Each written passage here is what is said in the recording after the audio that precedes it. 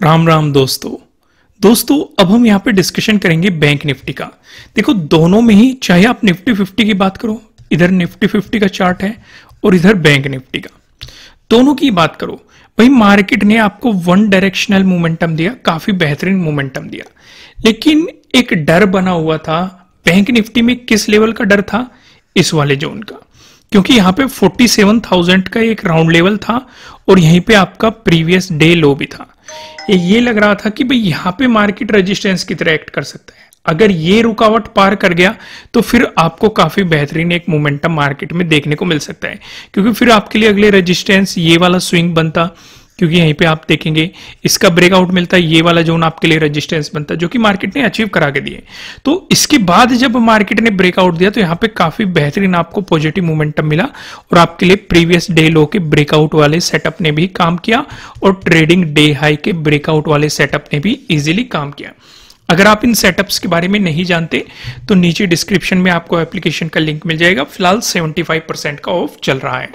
Nifty 50 की बात करें, निफ्टी 50 का डिस्कशन हम निफ्टी 50 वाली वीडियो में करेंगे। यहाँ पे जस्ट मैं एक ओवरव्यू दे देता हूं। इस वीडियो में सिर्फ हम बैंक निफ्टी का डिटेल में डिस्कशन करने वाले हैं। अगर निफ्टी 50 की बात करें, जब मार्केट ने यहां पे अपने ट्रेडिंग डे हाई का ब्रेकआउट दिया था तो आपके लिए जो अगले इंपॉर्टेंट रेजिस्टेंस की पॉसिबिलिटी थी 22,000 पे थी और यहीं पे आपके लिए एक यहाँ पे रेजिस्टेंस लाइन भी थी। इन दो लेवल्स के पास एक मार्केट में रुकावट पैदा हो सकती थी और मार्केट ने इसका ब्रेकआउट भी दिया, रिटेस्ट करके भी प्राइस एक्शन बनाया। तो निफ्टी 50 ने भी आपको ट्रेडिंग डे हाई का ब्रेकआउट दिया और फिर यहाँ पे प्रीवियस डे लो का भी मार्केट ने ब्रेकआउट देता हुआ आपको एक मोमेंटम दिया। आइए डिटेल में समझते हैं बैंक निफ्टी का सिनेरियो। अगर आप ध्यान से यहाँ पे नोटिस करेंगे तो आपको क्या क्या चीजें दिखाई देगी। मैं इसे रिमूव कर देता हूं। वन डे के टाइम फ्रेम पे आ जाइए।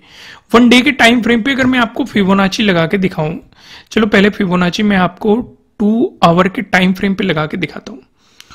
ऊपर से ही अगर हम ड्रॉ करें नीचे तक, ओके, तो हमें यहां पे क्या क्या सिचुएशन दिखाई दे रही है।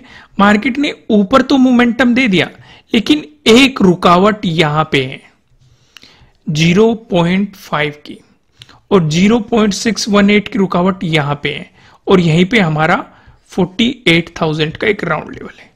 तो यहां से हमें समझ क्या आ रहा है? हमें समझ यहां से ये आ रहा है कि अगला जो इंपॉर्टेंट रेजिस्टेंस होने वाला है, पहला तो नजदीकी रेजिस्टेंस यहीं पे है। इसके पास मैं आपको लेवल ही दिखा देता हूं, कौन सा लेवल है इसके आसपास। ओके, एक तो आपके लिए रेजिस्टेंस है 47,800 के अराउंड यहां पे, ठीक है। एक तो ये रेजिस्टेंस है, अगर ये पार हो गया तो आपके लिए जो अगले इंपॉर्टेंट रेजिस्टेंस है ये यहां पे है 48,000 का राउंड लेवल। और अगर ये 0.6 वाला एरिया पार हो गया फिर तो आपको ऊपर की तरफ और भी पॉजिटिव मोमेंटम देखने को मिल सकता है। यानी कि 48,111 का अगर एरिया पार हो गया तो आपको फिर से एक काफी बेहतरीन रिकवरी मार्केट में देखने को मिल सकती है, या ऑल टाइम हाई के नजदीक आपको मार्केट जाता हुआ दिखाई दे सकता है। तो 2 आवर के टाइम फ्रेम पे तो हमें ये सिनेरियो नजर आ रहे हैं। यहां तक चीजें क्लियर होगी, कोई भी कंफ्यूजन नहीं है ना? यहां तक समझ में आ गई सारी चीजें। आइए अब मैं आपको लेके आता हूं वन डे के टाइम फ्रेम पे।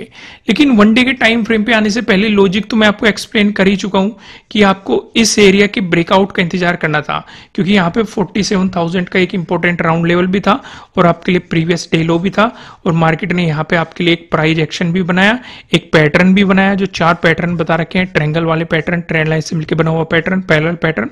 आपको यहाँ पे ये वाला पैटर्न देखने को मिला, ऊपर रेजिस्टेंस, नीचे आपको सपोर्ट देखने को मिला और मार्केट ने इसका ब्रेकआउट भी दिया।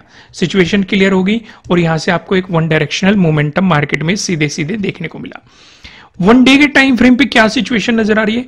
वन डे के टाइम फ्रेम पे कुछ इंपॉर्टेंट सपोर्ट्स हमने मार्क कर रखे थे और जिनका ब्रेकडाउन मिलने के बाद वो रेजिस्टेंस की तरह एक्ट करने लग गए थे।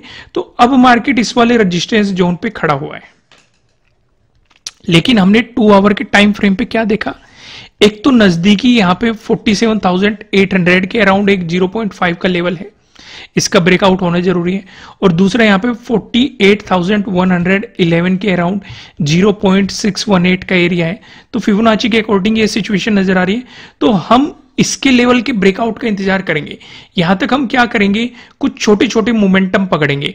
एग्रेसिवली हम पॉजिटिव साइड कब प्लान होंगे, जब मार्केट 48,111 के ऊपर प्राइस सस्टेन करना शुरू कर देगा। इस बीच हम छोटी अपॉर्चुनिटीज पे फोकस करेंगे और अपना मोमेंटम को पकड़ेंगे और वहां से जो भी पॉइंट मिलेंगे लेके निकलेंगे और एक प्रॉपर स्टॉप लॉस को फॉलो करेंगे। अगर स्टॉप लॉस हिट हो रहा हो तो मार्केट को स्टॉप लॉस देके वहां से निकलेंगे। दोस्तों, अगर कंटेंट पसंद आ रहा है वीडियो को लाइक जरूर करना, नए हो सब्सक्राइब करना और बेल आइकन प्रेस करना। आइए अब सारी सिचुएशंस को थोड़ा सा डिटेल में यहां पे समझने की कोशिश करते हैं। अगर मार्केट में फ्लैट ओपन होके पॉजिटिव मोमेंटम आता है तो जैसे कि हम देख रहे हैं हमारा प्रीवियस डे हाई भी और प्रीवियस डे क्लोजिंग भी दोनों पास में ही हैं और एक ही जोन में है। लेकिन हमने फिबोनाची के अकॉर्डिंग क्या देखा था, 47,800 के अराउंड हमारा एक रेजिस्टेंस है, दूसरा यहाँ पे 48,000 का एक राउंड लेवल है, तीसरा बात करें यहीं पे एक और है 48,111 के अकॉर्डिंग फिबोनाची के अकॉर्डिंग, और ये है हमारी वन डे के टाइम फ्रेम वाली रेजिस्टेंस लाइन। अब हम क्या नोटिस कर रहे हैं यहां पे, अगर आप यहां से यहां तक के एरिया को देखेंगे तो रेजिस्टेंस काफी नजदीक नजदीक है, और जब भी रेजिस्टेंस नजदीक नजदीक होते हैं तो दो ही पॉसिबिलिटीज होती है, या तो मार्केट उनका अगर ब्रेकआउट देना चाहता है तो एक बड़ी कैंडल का फॉर्मेशन करके मार्केट को उसका ब्रेकआउट देना पड़ेगा, या फिर क्या सिचुएशन क्रिएट होती है, मार्केट उन्हीं में फंस के साइडवेज हो जाता है। तो दोनों ही सिचुएशन को, चाहे बड़ी कैंडल का ब्रेकआउट मिले चाहे साइडवेज मार्केट जाने की कोशिश करे, दोनों ही सिचुएशन पे आपको कुछ भी नहीं करना है, क्योंकि अगर साइडवेज जाएगा तो वो आपका प्रीमियम खाने की कोशिश करेगा, आपको मार्केट एक अच्छा खासा मोमेंटम नहीं दे पाने का। लेकिन अगर बड़ी कैंडल का फॉर्मेशन बनाएगा तो हमारा वो रूल आ जाएगा, बड़ी ग्रीन कैंडल, बड़ी रेड कैंडल, बड़ी गैप अप ओपनिंग, बड़ी गैप डाउन ओपनिंग से आपको दूर रहना है। ये सिचुएशन यहां पे क्रिएट हो जाएगी। तो हमें ध्यान क्या रखना है, हमें ध्यान ये रखना है अगर साइडवेज गया तो हम छोटे छोटे मौके इस पे ढूंढेंगे, और अगर बड़ी कैंडल बनी तो एक रिट्रेसमेंट का इंतजार करेंगे। अगर रिट्रेसमेंट नहीं आता, मार्केट वहीं पे ही कुछ टाइम स्पेंड कर दे और फिर ब्रेकआउट दे दे, तो वो हमारे लिए प्लस पॉइंट रहेगा। यहां तक समझ में आ गई चीजें, क्योंकि यहां पे काफी नजदीक नजदीक इंपॉर्टेंट रेजिस्टेंस है जो मार्केट को रिवर्स करने में एक रोल प्ले कर सकते हैं। या तो मार्केट इन सभी का ब्रेकआउट दे या फिर छोटे छोटे मोमेंटम को पकड़ो। वहीं पे अगर मार्केट फ्लैट ओपन होकर आपको नेगेटिव मोमेंटम दिखाता है, इसका डिस्कशन करने से पहले मैं आपको ये बता दूं, ये आपके लिए किसी भी तरह का ना तो कोई बाय रिकमेंडेशन है ना ही कोई सेलिंग रिकमेंडेशन है, ये जस्ट एजुकेशनल पर्पज से बनाई गई एनालिसिस वीडियो है। इन्वेस्ट करने से पहले आपको अपनी रिसर्च करनी है, अपने इन्वेस्टर की सलाह लेनी है, क्योंकि प्रॉफिट भी आपका होने वाला है, लॉस की जिम्मेदारी भी आपको अपने आप लेनी है। वहीं पे अगर मार्केट फ्लैट ओपन हो गया आपको नेगेटिव मोमेंटम दिखाता है, तो जो ये पिछला सपोर्ट है इसका ब्रेकडाउन होने दो। अगर इसका ब्रेकडाउन आपको मिलता है तो फिर 47,000 आपके लिए काफी इंपॉर्टेंट एक सपोर्ट लेवल हो सकता है। अगर 47,000 का भी ब्रेकडाउन मिल गया तो आपके लिए प्रीवियस डे लो काफी इंपॉर्टेंट सपोर्ट के रूप में काम करता हुआ दिखाई दे सकता है। यहां तक चीजें क्लियर होगी।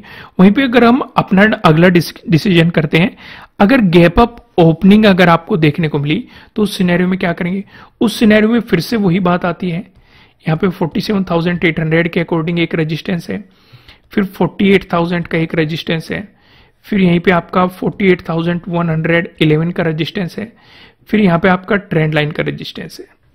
अब आप खुद ही सोचो, अगर किसी लेवल का मार्केट ब्रेकआउट देगा तो वो सपोर्ट की तरह एक्ट करेगा अगर वो पहले रेजिस्टेंस था, और अगर वो सपोर्ट था ब्रेकडाउन देगा तो वो रेजिस्टेंस की तरह एक्ट करेगा।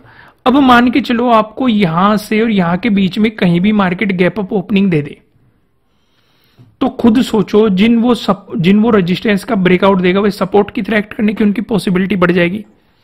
खुद सोचो, और अगर ब्रेकआउट देता वो ऊपर की तरफ चलेगा तो वे रेजिस्टेंस की तरह एक्ट करेंगे।